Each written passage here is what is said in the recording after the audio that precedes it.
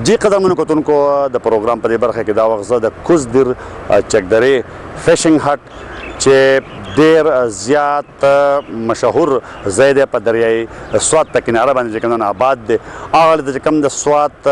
لار تللی ده د هغې نه هم ښکاري او دا یو وخت داسې و چې دا ډېر زیات ښایسته ځای و مشهور ځای و دلته کې چې څومره وزیر اعظمان ګورنران یا نور کوم سرکاري افسران دي د منیجمنټ سره د فوجیانو سره یا سیول سروینټ ټول چې څومره غټ خلک چې کوم دی هغه دلته کې راغلی دی نو هغې په چکدره فیشنګ هټ کې پاتې شوي دي ګورنران هم دلته راغلي وزیر اعلیګان هم دلته راغلي دي مخکې دا ځای چې کوم نو دا د عام ولس دپاره چې کوم دی نو دومره هغه شانتې کولاو نه و څنګه چې اوس کولاو شوی دی اوس دا چکدرې فیشنګ هټ چې کوم دی نو هم د عام ولس دپاره دغه شانتې د سیلګرۍ دپاره د راتګ اهمیت لري څنګه چې لړم ټاپ دی ګوړه ګټ دی یا چې کوم دی نو د باډوان طرف ته چې کوم د تری د سیند غاړه ده دغه شانتې فیشنګ هټ چې کوم دی نو دلته هم عام ولس اوس راځي او د دې ځایګي دا چې کوم سیند بهدره دی دغه هواګانو نه ښکلاګانو نه خوندونه اخلي او دلته کې چې کوم ځان له پخلي کوي او دا د سیلګرۍ یو اهم مقام ګرځېدلی دی دا په 1973 کې جوړ شوی دی فیشنګ هټ هغه وخت کې صرف دې کې دا یوه کمره وه برنډه وه د وخت سره چې کوم دی نو دا پکې بیا توسعه وشوله د نورې کمرې پکې د دوه جوړې شوې وه سره سره بیا یو کرنیل هغه پکې شاه بارام خټک پکې ځای واغستو هغه جوړ کړو د هغه نه پس چې کوم دی نو تاج محمد خان ډي سي صاحب چې کوم دی نو هغه پکې ځای جوړ کړو او دې دواړو لار ما ورکړه سره د فیشنګ هټ له زما مشر ورکړې وه دوی لار ما ورکړله بیا تاج محمد خان صاحب خو خپله بنګله په نجم الدین خان خرڅه کړه ورسره خواته بیا زما خپله بنګله ده په 2.5 درې جرې پکې نو دا ډېر تاریخي ځای دی اوس نن سبا خو د موسم په لحاظ باندې ډېر خلک مېلمانه دلته راځي هر وخت مېلمنو دغه پکې کمی پکې نه وي نو لحاظ را دی یو د پل دغه ډېر زیات دغه د شکسته دی چې د دې پل باندې د پلایي واچوي که نه د وسپنې پلایي پرې واچوي دا وخت موږ د چکدرې په سیمه فیشنګ هټ باندې ولاړ یو کوم چې خپل یو تاریخي حیثیت لري خو د افسوس خبره دا ده چې دا تاریخي زمونږ د حکومت د نظر نه پناه دي لکه اوس دا پول شو داسې نور ایریاز دې له د حکومت توجه پکار ده چې دې ښه پراپر مینټیننس وشي او دا یو پبلک دپاره یو ښه اپرچونټي ده چې دا د پارک حیثیت ورکړلی شي دې دپاره او عام ولس دې ته طرف ته راشي چکدره فیشنګ هټ د یو وخته پورې د خواصو مسکن و عوامو خلکو تګ بغیر اجازت ممکن نه و چې اوس هم دغه عمل تر څه حده جاري دی خو بیا هم اکثر خلک فیشنګ هټ دا پخپله یا خپل میلمانه د چکر دپاره بیایي چې له وجې چکدره فیشنګ هټ د سیلګرۍ دپاره خپل اهمیت سیوا کړی دی ځکه چې دا زموږ د علاقې رونق دی او د لرې له پاکستان او بلکې د دنیا نه خلک دلته راځي موږ ته او دا زموږ د سیاحت یو ډېر ښکلی ځای دی او مشران زموږ ملګري راځي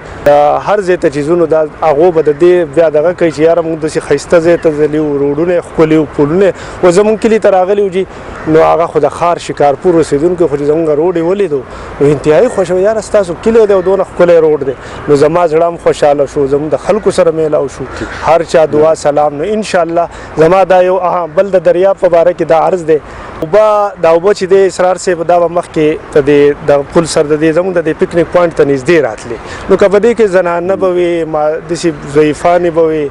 یا بوډاګان نه به خواله ورتله هغې خپې به یې پکې کېښودې لاس پخ پې وینځل څه خطره نه وه او خوشحال نو اوس د دې موټروی د وجې نه د دې دا یعنی ګټې او شګې دا د دې ځای نه وړی شوي نو د هغه اوبه اخوا تللي وي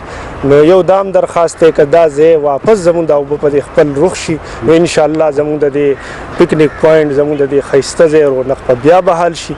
اور ہمیں بہت کہتے رہتے تھے شاہ صاحب سکندر شاہ صاحب تو ہمارے پاس کبھی آ جائیں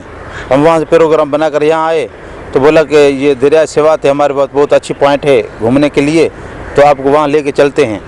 جب ہم یہاں آئے تو ہم نے بہت اچھا دیکھا اور بڑی صفائی دیکھی اور بڑا خوبصورت یہاں کا ماحول تھا اور بہت علاقے والوں نے اس کا نظم و ضبط صفائی ستھرے کا بہت خیال کیا ہے ہمیں دیکھ کر بہت خوشی ہوئی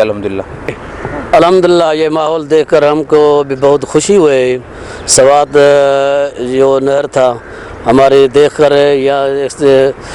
दरख्त जो देखकर हमारे बहुत खुशी हुई थी। साफ़ सुथरा इलाका था,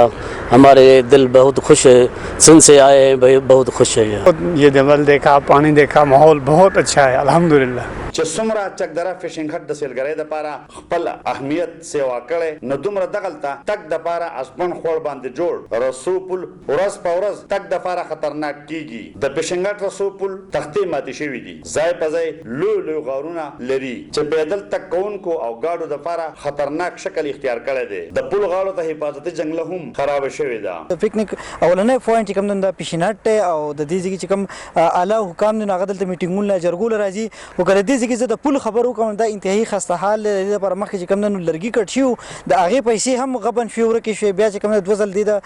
پند منظور شو چې دا ټي ام ای انډر د لاندې خو هغه پند هم پتهونه لګي چې چرته لاړو اوس کوم خبرو کو دا پاک زوړ حالت کې د ولیدو تقابو ده گاډي چې پیوډنو د هغه سره چې کوم نن پیدل کس نشي وخته یا چې گاډي نه په کسان کوزه په کار در کې انتظامیه په دې باندې اکشن واخلو د موږ چې کوم دا اولنې امپریشن د فرست امپریشن از لاست امپریشن دا چې کوم نن خوشي په دې باندې کار وشي دا سمو ویل کېږي چې لکه په دې پل باندې دوه ځله چې کوم نن لکه پیسې هم ویستل شوي دي خو جوړ شوی نه دی بالکل په دې باندې د لکونو روپو چې کوم نه پند ویستل شوی دی بیوټیفیکیشن په مت کې هم په دې کې پیسې وتی دي خو هغه پیسې چې کوم نه غیبي دي په دې نه دي لګي په زړو تختو باندې واپس داري پیر شوی د میخونه په والی هغه میخونه موس د دې پل په منځ کې راوتی دي د گاډي د ټیرون لپاره د خلکو د خپل لپاره یو چې کوم نه یو سخت ده او خلک په دې باندې تیریږي دا پل چې کوم دی په دې موجوده حالت کې د پولیس ویرات پل منظر پیش کوي چې خلک په خلکو ته تکلیف ده د دې پل د جوړښت یا بیا مرمت د فاره د پیسو خړو بلها قشي کیږي خو کپډاګه کې نو چاته او پریاد د چانه کې غلبه د غل صحیح حساب کوي